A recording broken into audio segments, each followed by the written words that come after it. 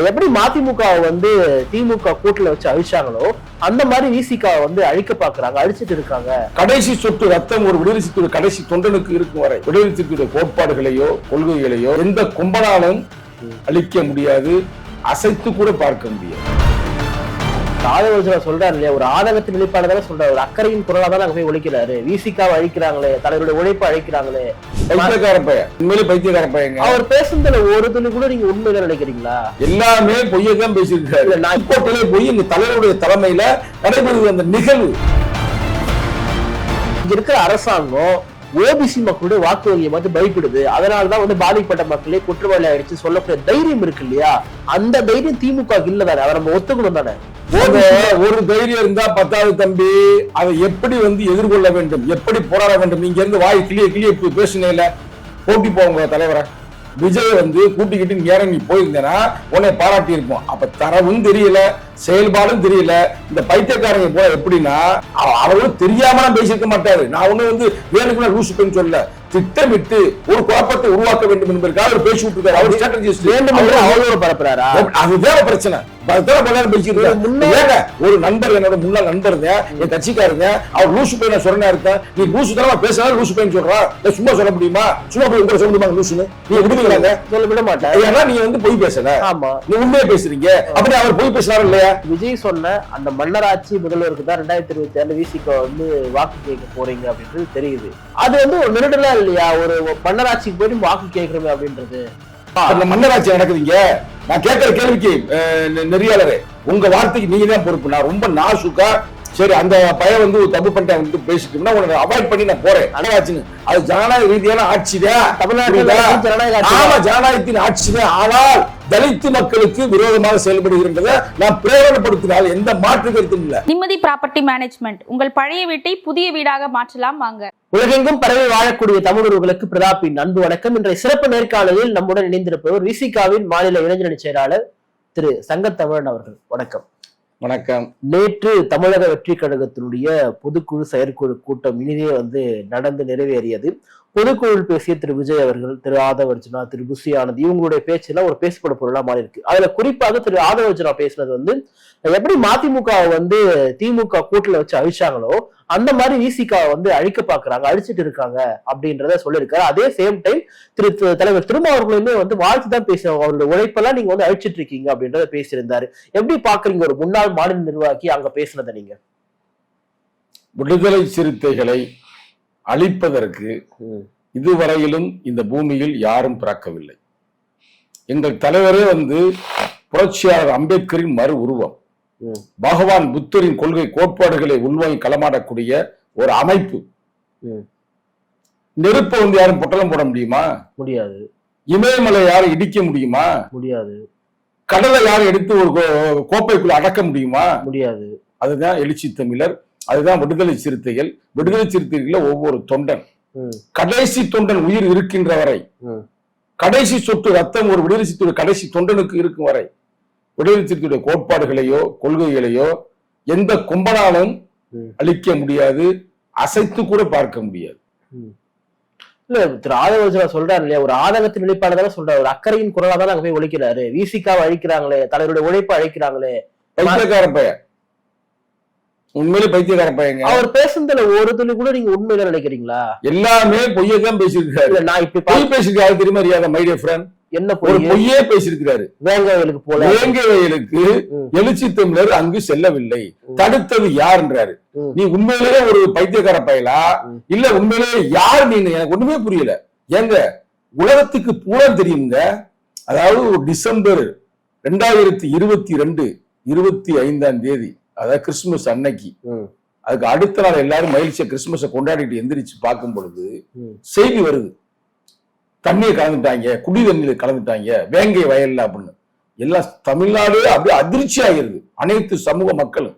எங்க தலைவர் வந்து அப்படியே ரொம்ப மனசு உடைஞ்சு போய் அன்னைக்கு அடுத்த நாளே லைவ்ல பேசுறாரு, பேஸ்புக்ல. பேசி முடிச்சது மட்டுமல்லாமல் டிசம்பர் 31 உலகமே வந்து நியூ இயர் அடுத்த காலையில கொண்டாடிக்கிட்டு இருக்காங்க, நைட்ல தண்ணியை போட்டு உலகமே. ஆனா நாங்க மட்டும் மக்களுக்காக, ஒடுக்கப்பட்ட சமூகத்திற்காக, எங்கள் உறவுக்காக நாங்கள் போராடணும். இது வரலாறு, ரெக்கார்டு இருக்கு. ரெக்கார்டு இருக்கு பிரதர். எங்க அங்கேயே போய் எங்க புதுக்கோட்டையிலே போய் எங்க தலைவருடைய தலைமையில நடைபெறுகிற அந்த நிகழ்வு நடந்த பிறகு நான் அப்படியே போயிட்டு அப்படியே நான் மேலூருக்கு போயிட்டு சொந்த ஊருக்கு பிளீஸ் சொந்த ஊருக்கு போயிட்டேன். அப்ப அன்னைக்கு நடத்தினாரு. நடத்தி முடிச்சது மட்டும் அல்லாமல் ஜனவரி 11ஆம் தேதி எல்லா பொறுப்பாளர்களும் மாநில பொறுப்பாளர்கள் இருப்பாங்க பாத்தீங்களா. இப்ப நாளா மதுரை மாவட்டத்திற்கு மேல பொறுப்பாளர் ஏன் தலைமையில் நாங்க நடத்துறோம். அது மாதிரி ஒவ்வொரு மாவட்டத்திலையும் கலெக்டர் அலுவலகத்திற்கு முன்னால் யார் அந்த கயவர்கள், யார் அந்த மலத்தை கலந்தார்களோ அந்த கயவர்களை நீங்கள் தூக்கி சிறைச்சாலையில போடுங்க, SC/ST வன்கொடுமை தடுப்பு சட்டம்னு போராடுறோம்.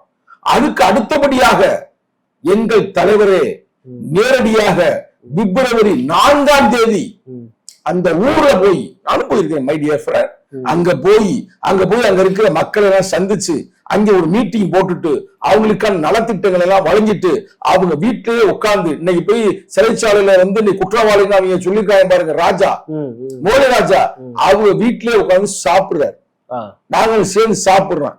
இதெல்லாம் தெரியாம இருந்தா நீ நண்பன் தான் எனக்கு, ஆனா நேரடியா சொல்லி நீ பைத்தியக்காரனா இல்லையா, இல்ல முட்டாளா இல்லையா, நல்ல இது போல ஒரு தரவுகள் இருக்குது. அது மட்டுமல்ல, இன்னைக்கு அந்த 3 பேரு மேல குற்றவாளி சுமத்திய பிறகு அது தப்புடா அப்படின்னு நீங்க வந்து CBCல இருந்து CBIக்கு மாத்துங்க, இல்ல ஒருவருடைய தலைமையில் ஒரு நீதிபதி உருவாக்குங்கள் அப்படின்றான். முதல்வரை 3 முறை நாங்கள் சந்தித்து இருக்கிறோம், தொடர்ந்து போராடி கொண்டிருக்கிறோம். இன்னைக்கு அந்த 3 தம்பிகள் யாரு, முரளிராஜா, சுதர்சன், இன்னொரு தம்பி முத்துகிருஷ்ணன், இந்த தம்பிகளுக்கு ஒரு பாதுகாப்பு அரணாக விடுதலை சிறுத்தை வழக்கறிஞர் அணி செயல்பட்டுக் கொண்டிருக்கிறது. அது மட்டுமல்ல முரளிராஜாவுடைய பாட்டி இறந்து போயிடுறாங்க. அப்ப இந்த தமிழக அரசாங்கம் அதுக்குள்ள யாருமே போகக்கூடாது என்று அது ஒரு ஈழத்தில் இருக்கிற ஒரு முன்வெளி மாதிரி முடக்கிட்டாங்க. எங்க தலைவர்கிட்ட போய் இளைஞரணி கேட்கிறது, இளைஞருக்கு எழுச்சி பாசர் கேட்கிறது, நான் அங்கு செல்ல வேண்டும் என்று. அப்ப எங்க தலைவர் வந்து அனுமதி வழங்கி அங்க போங்க, போயிட்டு வாங்க அப்படின்னு சொல்றாரு. உள்ள போனமா போகலையா, அது சரி, போனமா போகல, என்னென்ன பேச்சு இந்த பேச்சு, அது ஓகே. அவர் வந்து போலன்ற வார்த்தையை வந்து சொல்லிட்டாரு, தவறு ஓகே. ஆனா இன்னொரு ஸ்ட்ராட்டஜி எப்படி சொல்ல முடியும், அப்படி இன்னொரு வார்த்தை ஸ்ட்ராட்டஜி தான் தெரியாதா? ஸ்ட்ராட்டஜிஸ்ட் என்ன, தரவுகளை சேகரித்து அதுல உத்திகளை கையாளுவது, உத்திகளும் திட்டங்களும் உருவாக்கும் வெற்றி உயிரிய செயல் தந்திரத்தில் எந்த வகையான டாக்டிக்ஸ் தெரியல, எந்த வகையான ஸ்ட்ராட்டஜி தெரியல, எந்த வகையான நுட்பம் தெரியல, ஒன்னெல்லாம் கொண்டு போய் அவர் விஜய் நம்பி எப்படி வச்சாருன்னு தெரியலையே. இல்ல நம்ம அப்படி பேச ஆரம்பிச்சா வேங்கவயலுக்கு வந்து தலைவர் திருமாவளவுக்கு போறதுக்கு முன்னாடி திரு சீமான் போனாரு.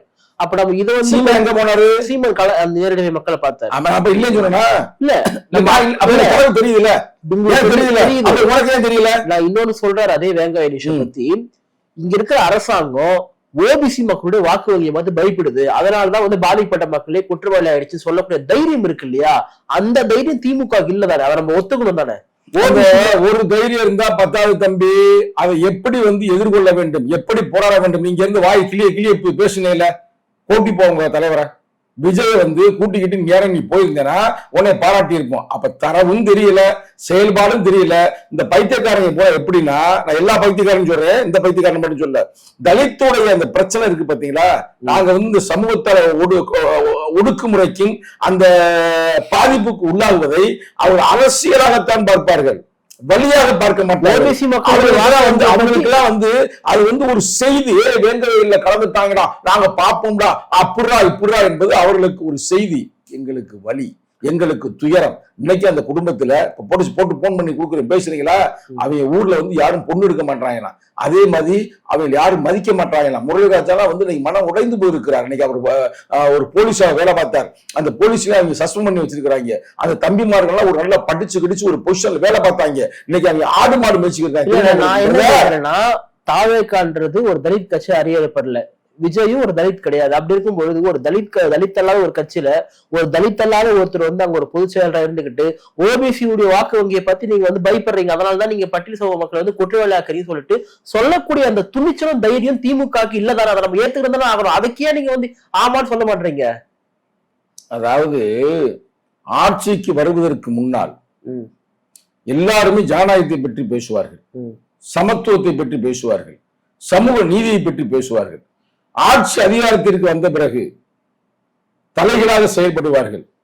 எல்லா ஆட்சியாளர்களும் அப்படி நடந்திருக்க பல வரலாறு. அது திமுக இருந்தாலும் சரி, அதிமுகவாக இருந்தாலும் சரி, காங்கிரஸாக இருந்தாலும் சரி, பிஜேபியாக இருந்தாலும் சரி. இது வந்து உலகத்துல அது இந்தியாவுல ஒரு சொல்லப்படாத ஒரு செயல் திட்டமா இருக்குது. இன்னமும் சொல்லப்போனா இந்த பைத்தியக்கார பயிலுக்கு பூரா தலித்துகளுக்கு எதிர்பார்க்கிறாங்க. சரி, ஏன் தலித்துக்கு எதிர்பார்க்கிறாங்கன்னா, இது என்ன ஒரு சமூகம், ஒண்ணும் பிரச்சனை இல்லை, ஒடுக்கப்பட்ட சமூகம் தானே, காசை கொடுத்தா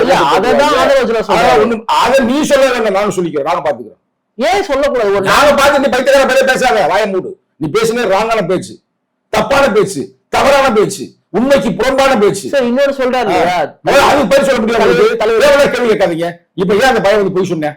பொய் சொன்னா தெரியாம அவனுக்கு டங்கு ஸ்லிப் ஆயிருச்சா? இல்ல, இப்ப நான் கேட்ட கேள்வி பயிர் இல்ல. ஆனா அது கேட்ட கேள்வி அவர் வந்து டங்கு ஸ்லிப் ஆச்சா இல்லையா அவர் தான் அறிக்கை கொடுப்பாரு. அறிக்கை நேரம் கொடுக்கணும். நீ ஒரு ஸ்ட்ராட்டஜியா இருந்துகிட்டு ஒரு நான் பொலிட்டிக்கல் அனாலிசிஸ் படிச்சிருக்கேன்னா, பைத்தியக்கார பழைய முதல்ல வந்து டிஎம்கேல இருந்த, அப்புறம் திமுக காரனை வந்து நீ வந்து என்ன பண்ணி தெரியல, அங்க இருந்து விரட்டி விட்டாங்கன்னு தெரியல, நேரம் இங்க வந்த, இங்க இருந்து அங்க போற, அங்கே ஒழுங்காரு.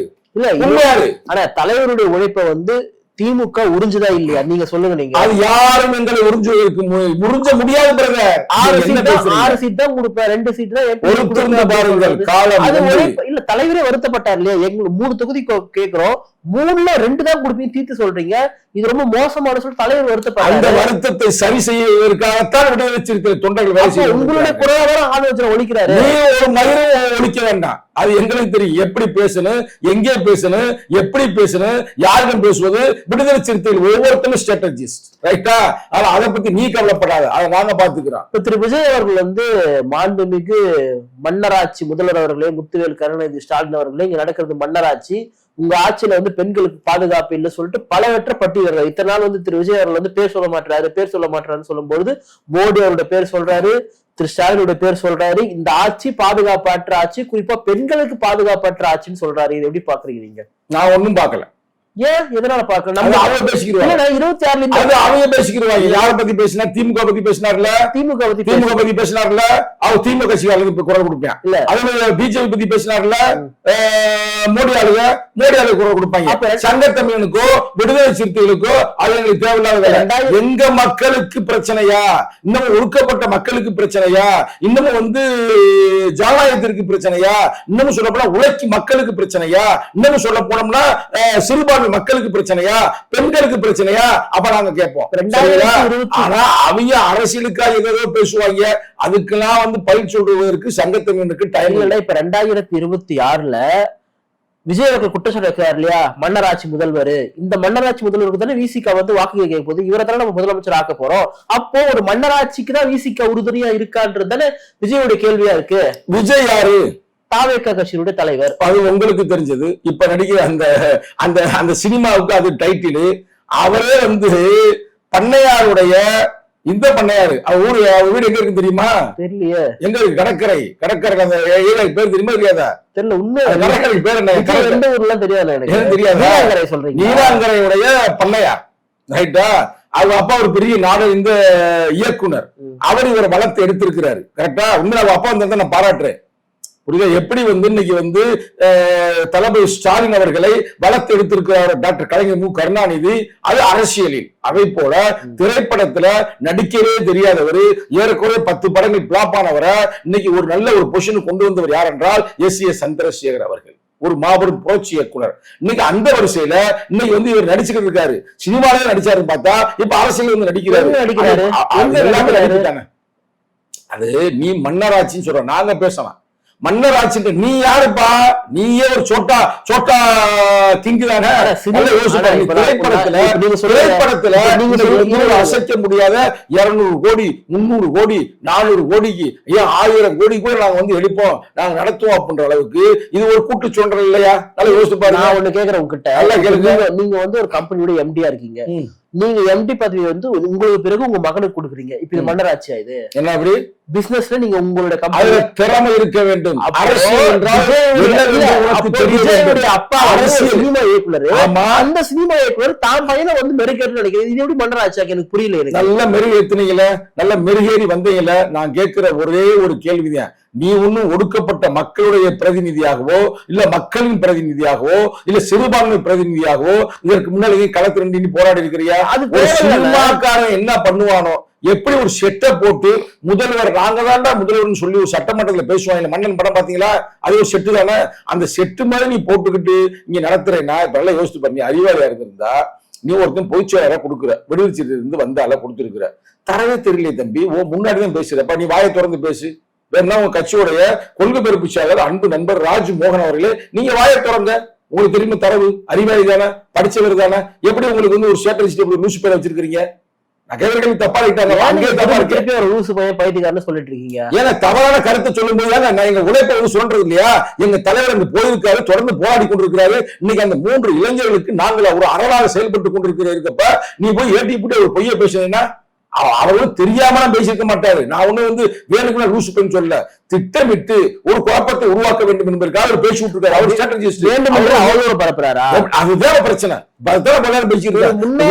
ஒரு நண்பர், என்னோட முன்னாள் நண்பர், என் கட்சிக்காரங்க, அவர் லூசு பையன் சொன்னா இருக்க, நீ லூசு தானே பேசுறா, லூசு பையன் சொல்றா, இல்ல சும்மா சொல்ல முடியுமா? சும்மா போய் உங்களை சொல்ல முடியுமா லூசுன்னு? நீ விடுவீங்களாங்க? சொல்ல விட மாட்டேன். ஏன்னா நீங்க வந்து பொய் பேசல, ஆமா, நீ உண்மையை பேசுறீங்க. அப்படி அவர் பொய் பேசுறாரு இல்லையா?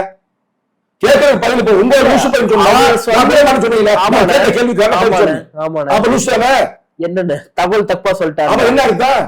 ஒரு ஸ்ட்ராட்டஜிஸ்ட், சாதாரண ஆள் இல்ல. ஸ்ட்ராட்டஜியோட வேலை என்ன? தகவல்களை சேகரிப்பது, தரவுகளை சேகரிப்பது. அந்த தரவுகளை சேகரித்து நம்ம எப்படி பயன்படுத்த வேண்டும் என்பது உண்மை. அமைப்பாய்க்குள்ள புத்தகம்லாம் உங்களுக்கு கொடுத்த படிக்கலையா? உரிய இடமறிந்து உரையாடல் வேண்டும், வீணில் உளறிடும் வெறும் பேச்சை தவிர்த்திட வேண்டும். தெரியாத தம்பியா போய் இப்படி பாலா போயிட்டே தம்பி, கவனம். தாவேக கட்சிக்கு ஒரு பாரமா இருக்கு ஒரு ஆதரவு. தாவேக கட்சிக்கு ஒரு பாரமா இருக்காரு. ஆமா, விஜய் வந்து நான் அது வரைக்கும் விஜய் ஆதரிச்சுட்டு இருந்து விவரமான ஆளுங்க நினைச்சேன். இப்படி லூசு பேர்ல வந்து வச்சனால எனக்கு விஜய் மேலே ஒரு டவுட் வருது. விஜய் அவர்களே ஏதோ ஒரு லாஸ்டா ஒரு பழமொழி தப்பா சொல்லிட்டாருன்னு விமர்சனம் பண்றாங்க. அதெல்லாம் ஒரு பழமொழி பிரச்சனை இல்லைங்க. பழமொழி ஒரு பிரச்சனையா? பழமொழி நம்ம சொல்றதே பழமொழி, நம்ம நீ சொல்றது சிறப்பான பழமொழி. ஆனா ஒரு தரவு, ஒரு ஒடுக்கப்பட்ட மக்களின் ஒரு உரிமை குரலுக்காக போராடி கொண்டிருக்கின்ற ஒரு மாபெரும் தலைவன் ஒரு விஷயத்துக்கு சென்றிருக்கிறார் என்றால் செல்லவே இல்லை என்று அந்த கட்சியில் ஏறக்குறைய ஒரு ஸ்ட்ராட்டஜிஸ்டா இல்ல ஒரு கட்சியோட துணை பொதுச் செயலாளராக பணியாற்றிய பிறகு தப்பான தரவு சொல்றேன்னா நீ லூசுப்பா இல்ல. ஆனா வேணுக்கு திட்டமிட்டு நீ பரப்புறேன்னா நாங்க ஒரு லூசு போய் நாங்க சொல்லுவோம். இப்போ ஆதவர்ஜுனா போன்றவர் வந்து இங்க இருக்க வரைக்கும் தலித் முதல்வர் பத்தி பேசினாரு, விசிகாவோட ஆட்சி அதிகாரத்தை பத்தி பேசினாரு. நீ தாவேக்கால போயிட்டு வந்து கிட்டத்தட்ட தலித்துடைய வாய்ஸாக பலவற்றை வந்து ரைஸ் பண்ணிட்டு இருக்காரு. தலித் மக்களுடைய ரைஸ் வந்து பலவற்றை இவர்கள் தலித்து மக்களின் வழிகளை, தலித்து மக்களின் கொடுமைகளை அரசியலாக்குகிறார்கள். உண்மையில் அந்த மக்களுக்காக இவர் போராடவில்லை என்பது இப்போது தெளிவாக விஜய் வந்து வேங்க போறாரு அப்படின்ற ஒரு செய்தி வந்த உடனே திடுதிப்புன்னு குற்றப்பத்திரிக்கை வந்து வெளியே வருது. அப்ப நீ போப்பா, நீ ஏப்பா போகல? நீங்க தலித்து மக்களுக்கு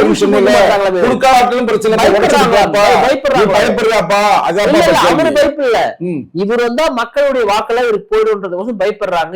எனக்கு ஏன் நீங்க என்னுடைய மக்களை பாக்குறதுக்கு நீங்க ஏன் பர்மிஷன் கொடுக்க மாட்டீங்கன்றத திரு விஜய் கேள்வி. நீ போப்பா, இப்ப பெர்மிஷன் இப்ப எங்கெல்லாம் பெர்மிஷன் கொடுத்தாங்க போனா உடச்சு போகலையா? அணியோட போகலையா? அன்னைக்கு போய் அங்க ஊருக்கு நாங்க எப்படி உள்ள போனோம்?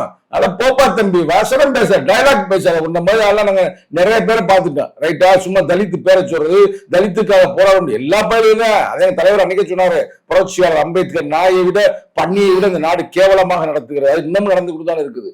அப்ப அதை தட்டு கேட்க எங்களுக்கு தெரியும். நாங்கள் இன்னமும் வீரியமாக போராடுவோம். அதுல எந்த மாற்று கருத்தும் இல்ல. எங்களுக்காக நீல கண்ணீர் அடிக்காதீர்கள். ஒண்ணு சொல்லுவாங்க, என்னமோ ஆடு நினைவுன்னு ஓவாய் அழுதுச்சா. இந்த வேலையில இங்க வந்து ஓட்டக்கூடாது, புரியுதா? விடுதலை சுற்றில அழிச்சிருவாங்க. நான் ஒப்பம்பவனே அழிச்சிருவாங்க. அழிக்கிறதுக்கு நீ வந்த, ரைட்டா? இப்ப நாங்க அவங்க அனுப்பி விட்டோம்ல. ஆனா விடுதலை சிறுத்தையில அழிக்க வேண்டும் என்று எவனும் தூக்கத்துல கூட கனவு காண மாட்டாங்க. இன்னொன்னு சொல்ற ஒரு கருத்தை பதிவு பண்றேன். வைகோ அண்ணனை பத்தி நீ பேசுற, கரெக்டா? அது வந்து வைகோ அண்ணன் வந்து ஒரு இன்னைக்கு வந்து நீங்க பார்லிமெண்ட்ல பேசுறத பாத்தியா பார்க்கலையா? பார்லிமெண்ட்ல பேசினார பார்க்கலையா? பார்த்தேன். இன்னைக்கு அதற்கான ஒரு வழி அவருக்கு உருவாகி இருக்கிறது, கரெக்டா? இன்னைக்கு அவர் வந்து உதயசூரி சின்னத்துல போட்டிட்டு இருக்கலாம். வருங்காலத்துல அவங்க சொந்த சனத்துக்கு கூட போகலாம். மதிமுக கட்சி உத்தி, இது பேர் ஸ்ட்ராட்டஜி. அதெல்லாம் ஏமின்னு சொன்னது. அப்ப பார்லிமெண்ட்ல போய் பேசும்போது திமுகவுடைய எம்பின்னு சொல்லியா பேசினாரு? ராஜ்யசபா எம்பி.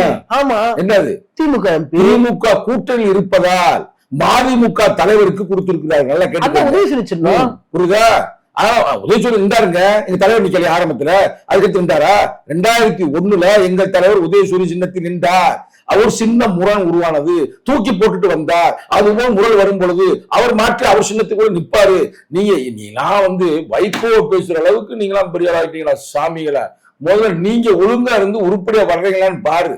ரைட்டா? அதுக்கு பார்ப்போம் வர எலெக்ஷன்ல வந்து 2026 எத்தனை தொகுதி நீ நிக்கிண்டு எப்படி ஜெயிக்கிறீங்கன்னு பார்ப்போம். அவனை கவுத்து விட்டுறாத பாவம். அந்த தம்பி நல்ல படத்தை நடிச்சுக்கிட்டு இருக்கிறேன், நல்ல ஒரு லெவல்ல இருக்கிறாப்புல, நல்ல ஒரு 200 கோடிக்கு நல்லா சம்பாதிக்கிறாப்புல, நல்லா சூப்பர். நான் ஒரு ரசிகர், விஜயோடைய அன்பு ரசிகர் நான்.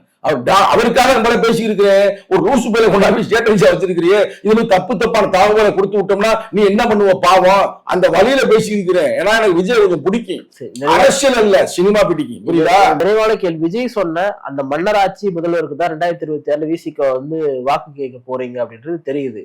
அது வந்து ஒரு நெருடலா இல்லையா? ஒரு மன்னராட்சிக்கு போயிட்டு வாக்கு கேட்கிறோமே அப்படின்றது. அதாவது ரொம்ப அறிவுபூர்வமா கேள்வி கேட்கிற மாதிரி நீங்க கேட்கக்கூடாது. இங்க மன்னராட்சி நடந்துகிட்டு இருக்கீங்க, அந்த மன்னராட்சி நடக்குதுங்க.